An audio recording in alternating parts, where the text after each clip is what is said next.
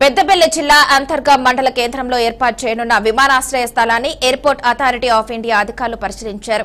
ఈ మేరకు అంతర్గా మండల కేంద్రంలోని ప్రభుత్వం ప్రతిపాదించిన 677 ఎకరాల స్థలంలో విమానాశ్రయం నిర్మాణం సాధ్యాలను అధికారుల నుండి వివరాలు సేకరించారు. ప్రతిపాదక స్థలంలో సింగరేణి విద్యుత్ కేంద్రానికి చెందిన హైటెన్షన్ లైన్ ఉండటంతో తొలగించాలన్నారు. లేదా భూగర్భం ద్వారా లైన్లు ఏర్పాటు చేయాలని సూచించారు.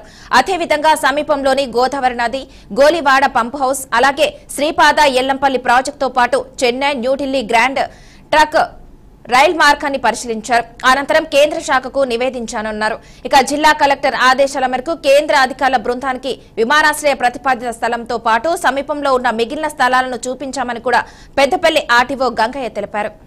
ఎయిర్పోర్ట్ అథారిటీ ఆఫ్ ఇండియా నుండి టెక్నికల్ టీం వాళ్ళు ఏదైతే మనం గతంలో ఎయిర్పోర్ట్ కోసం ప్రతిపాదన పంపించినామో ఆ సైట్ విజిటింగ్ కోసం రావడం జరిగింది.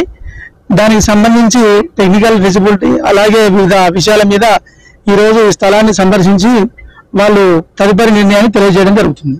ఇక్కడ అంతర్గాములో ప్రపోజ్ చేసినటువంటి సైట్ దగ్గర ఈ అంతర్గాము, రాయదండి, ఈ విలేజెస్ అన్ని కూడా పరిశీలించడం జరుగుతుంది. ఈ సైట్ కి సంబంధించి చుట్టుపక్కల ఉన్నటువంటి ఆ వివరాలు